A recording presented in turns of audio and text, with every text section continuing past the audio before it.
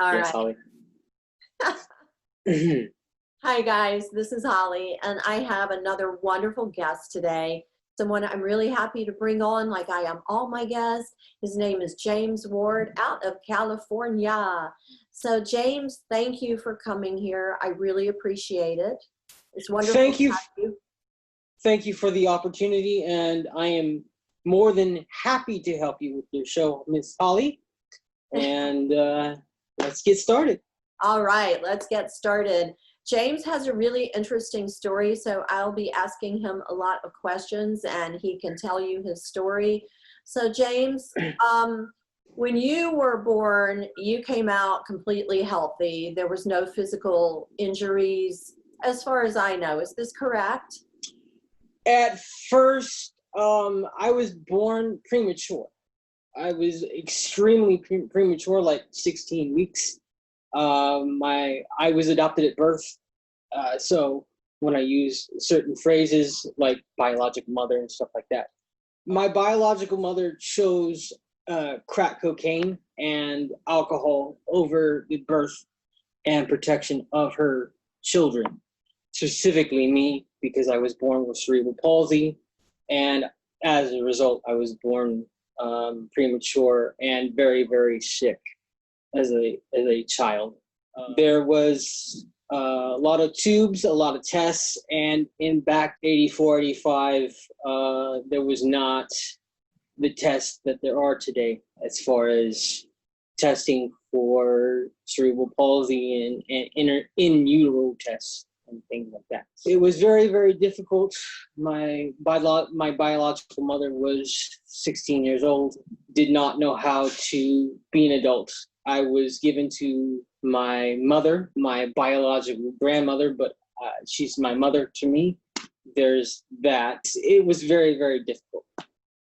So your biological mother's mother had Yes. you. That was your, as you said, your biological grandmother. Mm-hmm. And at what age were you adopted out to a family that was not blood, or you stayed with your grandmother?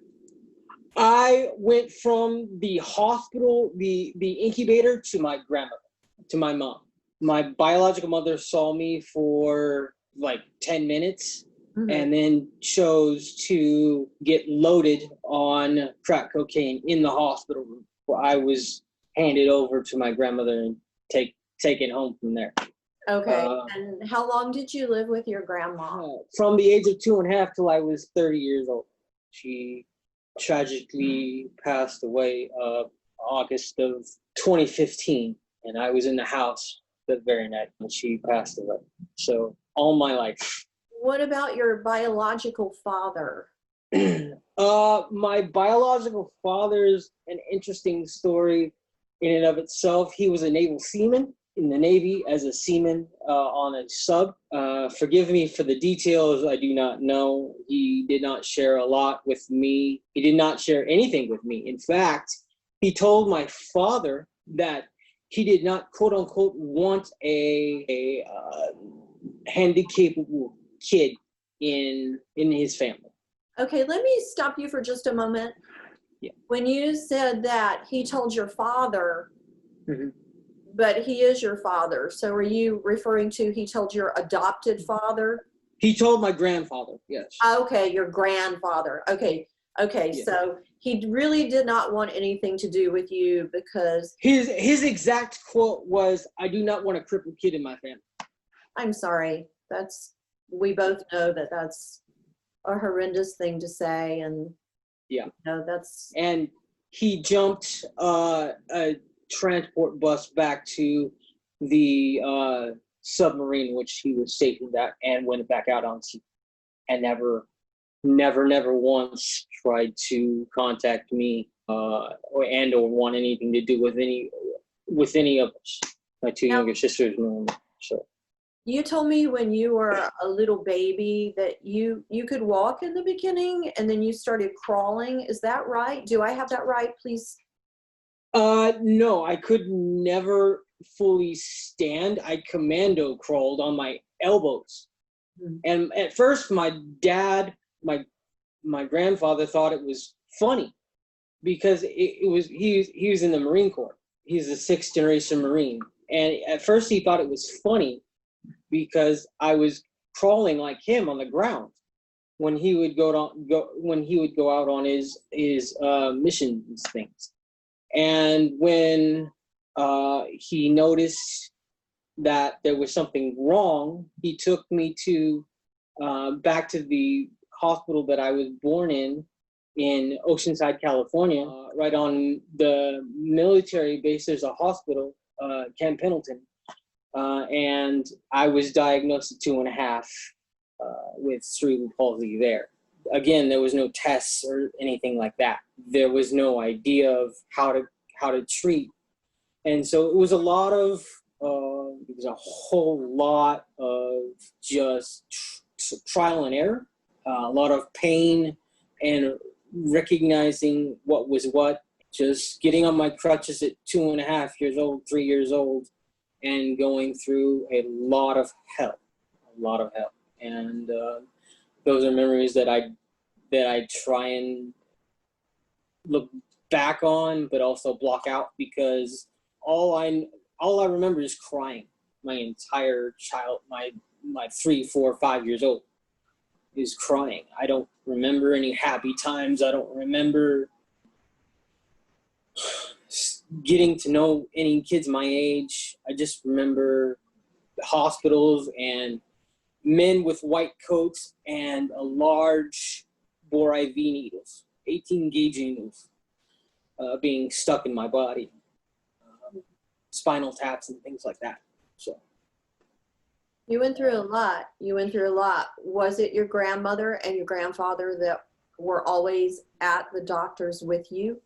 Yeah, they basically stayed with me anywhere and everything you can think a normal parent would do. They did. I personally bankrupted them both 4 times because of my medical bills and standard of living that I had to go through. I can remember we having to sell my dad's van more than once just so I can get leg braces, this new fangled contraption called leg braces on my legs, so that I could straighten my attempt to straighten out my legs. I can remember my 2 sisters not going with clothes one school year because we just didn't have anything, and we had to live out of trunks. My mom's friend had an extra car, and we lived out of a car. We just tried our best. My dad, my grandfather, was military trained, and he didn't have civilian training in which to assimilate into normal life, quote unquote, because he was good in demolitions and bear crawl, just going into foxholes, just all the military things that the Marines teach you. He was good with shooting weapons and not good with a normal civilian job like a mechanic or anything like that. He was just trained in such a way that normal civilian life wouldn't work. Plus, he came home after 3 tours in Vietnam with post-traumatic stress disorder, or PTSD. Right. And he was very, very, very dark after he came home, according to my mother or grandmother, whichever way you want to put it. Now, I thought that military people had such great insurance, but apparently he did not, since he had to sell a van to get you leg braces. What happened? Well, when I was born, he was on his way out. He was on his way out of the military. And so when I was born, he accelerated his retirement and burned through his retirement within the first 2 years of my existence because of all the medical bills. My mother being a stay-at-home mom, my grandmother being a stay-at-home mom, she was capable, but didn't have the ability to make money because she was at home all the time, or that's how she was raised by her parents. She was born in Ohio, Cincinnati, and when she was a little child, she was taught to do household things and not go out and work, because back then women, quote unquote, women didn't work. She was a household and he was the breadwinner, but they burned through all their savings and things like that within the first 2 years of my existence. So it was very, very difficult, and we lived hand to mouth a lot of the time, more than I care to imagine, more than I care to say. I remember heating up macaroni and cheese on a car battery and external generators. Car battery and external generators. But yeah, and we got bread from churches and things like that. So it was a very, very difficult life. And finally, after I got my crutches and my braces, we finally scraped up enough money from friends and family to get a small place, a very small apartment, actually a house, over on the current east side of town where I live. It was very, very small, very, very meager childhood, and it was, like I said, very, very difficult. So, was the east side an extremely rough side? Yeah, grew up around Crips, Bloods, and a lot of turf wars. Mm-hmm. Of course, being a child, you don't know these things. You're innocent. You want to make friends. Me being on crutches and this weird little kid with crutches and leg braces being outside in his front yard is already difficult enough. Now try to approach somebody who looks different than you, strike up a conversation. I've got a lot of foul language thrown my way at a very, very young age. Get away from me, crippled kid. Now, during the time that you lived with your grandma and your grandpa all those years, did your grandpa, he did not have any type of anger issues? He never took anything out on you, did he? He was a very, very lonely man. He would rather sit out in the garage, because we had a attached garage to our small house. Mm-hmm. And he would take a 24-pack of what he was drinking and an old radio and turn on Rush Limbaugh.